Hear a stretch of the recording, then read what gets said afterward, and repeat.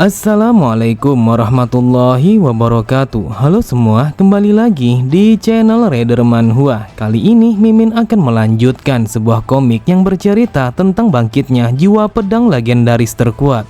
Dan apabila kalian masih bingung dengan alur ceritanya, kalian bisa cek deskripsi atau langsung saja menuju playlist yang ada di halaman channel ini untuk memulainya dari part 1. Tanpa basa-basi lebih jauh, mari kita masuk di part 99. Cerita dimulai, terlihat sebuah pertarungan telah berjalan dengan begitu sengit. Di saat itu, para pasukan Sekte Martial Heavenly langsung menyerbu menara suci yang dimiliki oleh Sekte Storm Shadow. Dan di dalam menara itu, terlihat Chen Moxiong masih bertarung mati-matian melawan Jin Xiongbaek. Bahkan ia sama sekali tidak mengalihkan pandangannya di dalam pertarungan itu. Hal itu disebabkan karena ia begitu terkejut dengan keterampilan yang dimiliki oleh Jin Xiongbaek. Chen Moxiong berpikir kalau dia telah memiliki keunggulan di dalam seni bela diri karena dia telah melewati sebuah tembok untuk menjadi seorang prajurit hebat pada 10 tahun yang lalu. Tetapi ia sama sekali tidak menyangka kalau Jin Xiongbaek telah memberikan sebuah perlawanan yang begitu hebat. Sambil menahan pukulan Jin Xiongbaek, ia bergumam, "Dasar sialan, sebuah rencana yang aku susun selama ini telah hancur berantakan. Awalnya aku berencana untuk memberikan racun kepada orang ini agar ia menjadi lemah. Kemudian aku langsung membunuhnya. Tetapi rencanaku telah gagal hanya karena satu orang. Jika saja bajingan itu tidak muncul di dalam ujian ini, maka aku pun sangat yakin kalau aku akan bisa membunuh Jin Xiongbaek." Terlihat Chen Moxiong langsung terlempar ke belakang setelah mendapatkan sebuah tinjuan yang mendarat tepat di dadanya. Namun Jin Xiongbaek sama sekali tidak mengendorkan serangannya. Sambil bersiap melancarkan sebuah tendangan, ia berkata, "Kau tidak usah terlalu khawatir karena aku tidak berencana untuk langsung membunuhmu."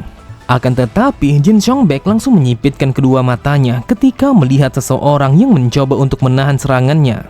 Ternyata seseorang yang menahan serangannya adalah Gu Yangqiong dan dia adalah sang pemimpin Sekte Martial Island. Lalu ia berkata, "Apa yang kau lakukan sampai-sampai kau menyerang Chen Moxiong dengan cara yang seperti ini?" Jin Xiongbaek berkata, "Menyingkirlah sekarang juga. Asal kau tahu dia adalah seorang penipu yang menggunakan sebuah topeng yang sangat mirip dengan Chen Moxiong." Mendengar itu, Gu Yang berkata, "Omong kosong macam apa yang kau katakan? Jadi kau beranggapan kalau dia adalah orang yang palsu?" Namun mereka berdua langsung melemparkan pandangan mereka ke arah samping ketika mendengar seseorang yang lainnya telah datang ke tempat itu. Dia adalah Wang Chonil dan dia adalah sang pemimpin Sekte Neptune. Dengan rasa tidak percayanya, Chonil berkata, "Jin Xiongbaek, apakah yang kau katakan memanglah benar? Jika itu adalah kebenaran, maka hal ini bukan hanya sekedar pertikaian internal saja. Jadi, bisakah kau menjelaskan kepada kami apa saja yang sudah kau ketahui tentang orang itu?" Jin Xiongbaek berkata, dia bukanlah sang pemimpin Sekte Martial Heavenly, tetapi dia telah mengurung yang asli di dalam sebuah penjara yang kemungkinan berada tepat di bawah kuil suci Sekte Martial Heavenly. Dengan santainya, Chen Moxiong berkata, "Apa yang dia katakan hanyalah kebohongan. Tetapi asal kalian tahu, seseorang yang ingin dijadikan Jin Xiongbaek sebagai penerusnya telah membunuh murid pribadiku. Aku datang ke tempat ini hanya untuk meminta kepada Jin Xiongbaek untuk menyerahkan anak itu kepadaku. Tetapi dia memilih untuk melindungi bajingan itu sampai-sampai dia langsung menyerangku dengan sekuat tenaga. Dan sekarang dia bahkan berusaha untuk membuatku tampak seperti seorang penipu dengan menyebutku sebagai Chen Moxiong yang palsu." Tepat di sampingnya, Chonil berbisik kepada Jin Xiongbaek. Ia berkata, "Sebagai sekutumu, apakah kau tidak ingin memberikan sedikit informasi kepadaku? Apakah kau serius dengan mengatakan kalau dia adalah Chen Moxiong yang palsu?" Namun Chonil sangatlah terkejut ketika mendengar Jin Xiongbaek yang mengatakan kalau dia tidak mengenali sebuah pelekat yang hanya dimiliki oleh Sekte Flying Moon Shadow. Chonil berkata, bagaimana mungkin dia sama sekali tidak mengenali pelekat itu? Tetapi bisakah kau menunjukkan pelekat itu sekali lagi? Tetapi Chonil kembali terdiam ketika mendengar Jin Xiongbaek yang mengatakan kalau pelekatnya tidak berada di tangannya. Lalu ia bergumam, "Jika pelekat itu tidak berada di tanganmu, maka bagaimana mungkin kau akan bisa membuktikan kalau dia adalah seorang penipu?" Pada sisi yang lain, sambil tertawa, Chen Moxiong bergumam, "Dasar bodoh, saat ini aku tahu kalau kau sama sekali tidak akan bisa menunjukkan sebuah bukti tentang kepalsuanku di hadapan mereka semua." Seharusnya kau membiarkan bajingan itu untuk tetap berada di tempat ini karena hanya dialah yang mengetahui tentang kebenarannya. Tetapi kau malah mengirimnya pergi hanya untuk menyelamatkan seorang wanita. Asal kau tahu, bocah itu sama sekali tidak akan pernah kembali lagi. Tidak peduli sehebat apa bocah itu, akan tetapi dia sama sekali tidak akan mungkin mengalahkan para muridku dan juga seorang master paling elit yang dimiliki oleh sekte kami. Bahkan orang itu sudah berada di puncak kekuatannya sehingga sangat mustahil bagi Haun untuk bisa mengalahkannya. Jadi tanpa adanya Haun, bagaimana kau akan bisa membuktikan kepalsuanku? Kemudian Chun Mo Siong berkata, Jin Xiongbaek, aku tahu kalau aku telah bertindak dengan gegabah karena aku begitu sedih setelah kematian muridku. Namun hal itu sama sekali tidak akan membuktikan kalau aku adalah palsu. Di saat itu ia mencoba membalikan situasi dengan memberikan tekanan kepada Jin Xiongbaek. Namun tiba-tiba saja Chun Mo Siong begitu heran ketika melihat Jin Xiongbaek yang tersenyum dan memandang ke arah lain. Bahkan yang membuat Chun Mo Siong menjadi semakin terkejut adalah ketika mendengar suara yang begitu familiar mengatakan kalau bukti tentang kepalsuannya telah berada di tempat itu. Sontak semua orang yang ada di sana langsung melemparkan pandangannya ke arah belakang untuk mencari tahu siapa sebenarnya yang mengatakan itu. Namun mereka semua sangatlah terkejut ketika menyadari kalau dia adalah Won Wei yang datang ke tempat itu sambil menggendong seorang pria kurus yang berada di punggungnya. Dengan mata yang memerah, Chun Mo Siong bergumam, dasar bajingan, bagaimana mungkin bocah itu bisa selamat? Apakah mungkin kalau dia mampu mengalahkan pasukan elit sekte kami dan juga para murid yang aku didik selama ini? Melihat ekspresinya, Won Wei bergumam, sudah pasti kalau dia sangat terkejut karena dia berpikir kalau aku sudah mati. Sebenarnya sebuah jebakan yang ia pasang sangatlah mematikan sehingga seorang Bullstar tidak akan mampu untuk menerobosnya. Tetapi aku mampu menerobosnya karena aku memiliki mata emas dan juga kedua bocah yang akan selalu membantuku untuk melawan mereka semua. Terlebih lagi, aku juga telah mendapatkan sebuah bantuan dari Lee Jong Gyom ketika aku harus bertarung melawan seseorang yang memiliki kekuatan yang setara dengan Blue Star. Itulah sebabnya aku telah berhasil menyelamatkan Ye Yang dan juga membawa Chun Mo Siong yang asli ke tempat ini pada waktu yang sangat tepat. Tentu saja alasan orang ini menjadi terkejut bukanlah karena aku masih hidup, akan tetapi karena aku telah membawa sang pemimpin sekte Martial Heavenly asli yang selama ini telah ia kurung di bawah kuil utama sekte mereka. Seketika itu juga semua orang yang ada di sana langsung berbisik satu sama lain sampai-sampai suasananya menjadi semakin ricuh. Mereka berkata, yang aku dengar kalau ini hanyalah pertarungan antara sekte Martial Heavenly dan juga sekte Storm Shadow setelah kematian salah satu muridnya Chun Mo Siong. Tetapi dengan melihat situasinya, sepertinya masalahnya bukanlah itu saja.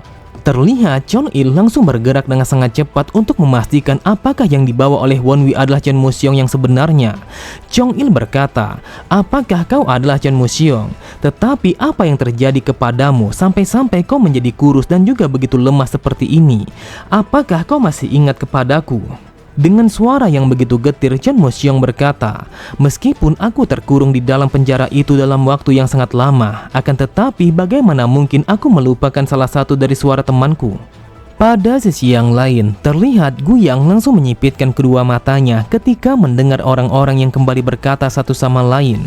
Mereka berkata, aku tidak menyangka kalau orang tua yang kurus itu adalah sang pemimpin sekte Martial Heavenly yang asli. Meskipun begitu rapuh, tetapi tidak diragukan lagi kalau dia adalah yang asli.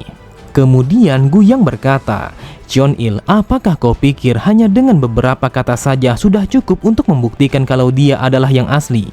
Apakah kau sadar kehormatan salah satu dari 4 penguasa faksi ini telah dipertaruhkan? Jadi sebagai sang pemimpin sekte Martial Island, maka aku akan memeriksanya secara langsung. Tanpa pikir panjang, ia pun langsung meminta kepada Chun Mo Siong untuk mengangkat wajahnya. Dengan nada yang begitu dingin, ia mengatakan kalau dia ingin memeriksa wajahnya dengan teliti apakah Chun Mo Siong telah menggunakan sebuah topeng apakah tidak. Melihat reaksi Gu Yang, Won Wei berpikir, ternyata selain sekte Supreme Face masih ada sekte lainnya yang bersekutu dengan sekte Martial Heavenly. Dia adalah Gu Yang Kyung, seseorang yang baru pertama kali aku lihat meskipun pada kehidupanku yang sebelumnya. Tetapi jika dilihat dari reaksinya, sepertinya dia sudah lama bersekutu dengan sekte Martial Heavenly. Namun untuk saat ini, aku sama sekali tidak bisa mengesampingkan kalau dia telah bekerja sama dengan Chun Mo Siong palsu itu. Setelah memeriksa setiap sudut wajah Chun Mo Siong, entah itu bagian kepala, leher, dan juga telinganya, Gu Yang pun mengatakan kalau dia sama sekali tidak menemukan sebuah topeng. Gu Yang berkata, aku sudah memeriksanya dengan sangat teliti dan aku sama sekali tidak menemukan tanda-tanda kalau dia menggunakan topeng samaran, dan itu artinya kalau dia adalah Chun Mo Siong yang asli. Tetapi aku begitu penasaran siapa seorang bajingan yang sangat berani mengurung sang pemimpin sekte Martial Heavenly yang merupakan salah satu dari 8 master bela diri terkuat dataran Murim ini. Bahkan dia sangat berani menggunakan sebuah topeng yang sangat mirip hanya untuk menipu kita semua. Seketika itu juga Chun Mo Siong palsu langsung tertawa terbahak-bahak. Lalu sambil menarik kulit wajahnya, ia berkata, apakah kau pikir kalau aku menggunakan sebuah topeng? Dasar bodoh, lihatlah baik-baik, tidak ada sebuah topeng yang bisa merenggang tanpa sobek seperti ini.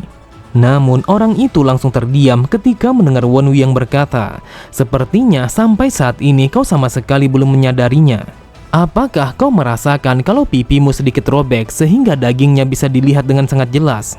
Secara spontan orang itu langsung memegang pipi kirinya karena ia begitu khawatir kalau topeng yang ia gunakan telah rusak. Dengan wajah yang begitu panik ia bergumam, dasar sialan, apakah ini telah robek ketika aku bertarung melawan Jin Xiongbaek? Tetapi aku harus memperbaikinya agar mereka tidak mencurigaiku. Namun tiba-tiba saja ia pun menyadari akan sesuatu sehingga membuatnya menjadi semakin marah. Dengan kesalnya ia berpikir, dasar bajingan, bocah ini telah menipuku dengan menggunakan trik murahan seperti itu. Sambil tertawa Wen Wu berkata, bukankah kau mengatakan kalau itu bukanlah sebuah topeng? Tetapi entah mengapa kau begitu terkejut ketika aku mengatakan kalau itu telah rusak. Jin Xiongbaek berkata, saat ini tidak ada sebuah tempat untuk pergi melarikan diri. Jadi katakan kepadaku siapa kau sebenarnya. Di saat itu Jin Xiongbaek menyadari kalau dia saat ini hanyalah seorang diri tanpa adanya satu orang pun yang bisa membantunya. Akan tetapi bukannya merasa tertekan, dengan santainya orang itu berkata, hal ini sangatlah memalukan, siapa yang menyangka kalau aku telah dipermainkan oleh seorang bocah. Tetapi apakah kau berpikir kalau kami akan mendengarkan perkataanmu begitu saja? Apakah kau sadar ada berapa banyak para pasukan yang sudah aku tanam di dalam faksi ini? Mendengar ocehannya, Jin Xiongbaek langsung memerintahkan kepada mereka untuk bersiaga karena ia menyadari para mata-mata telah berdiri di antara mereka semua. Namun orang itu langsung memerintahkan kepada pasukan tersembunyinya untuk membunuh semua orang yang berada di dalam menara itu.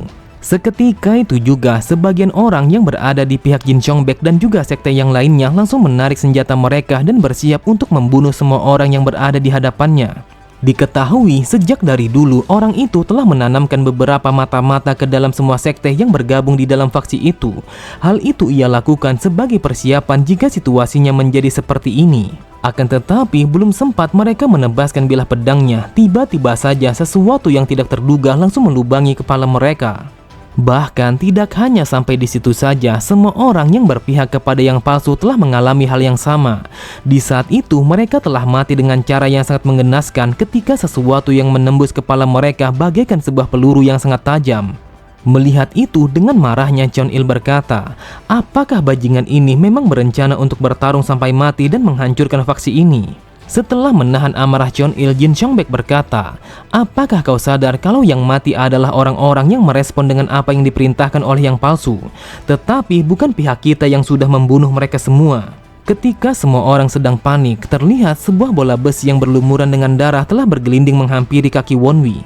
Melihat bola besi itu, Wen Wu bergumam, dasar sialan, bagaimana mungkin dia bisa berada di tempat ini, sedangkan aku sama sekali tidak bisa merasakan kehadirannya. Dan di antara keributan itu, terlihat seorang pria berjubah ungu tua telah berdiri tepat di atas sebuah menara yang berada di seberang jalan. Dan dialah yang membunuh semua mata-mata yang telah diperintahkan oleh Chun Mo Siong palsu hanya dengan menggunakan bola besi. Ternyata orang itu adalah Samacak, seseorang yang dikenal sebagai pedang bulan kejahatan, salah satu dari 4 evil yang paling mengerikan. Dengan tatapan mata yang datar, Samacak berkata, muak, dengarkan aku baik-baik, kau sama sekali tidak layak untuk menyebut dirimu sebagai evil. Tetapi aku tidak menduga selama ini kau telah hidup sebagai parasit di dalam faksi ini. Oke semua, cukup sampai di sini dulu pembahasan alur cerita kita. Sampai jumpa di video selanjutnya. Wassalamualaikum warahmatullahi wabarakatuh.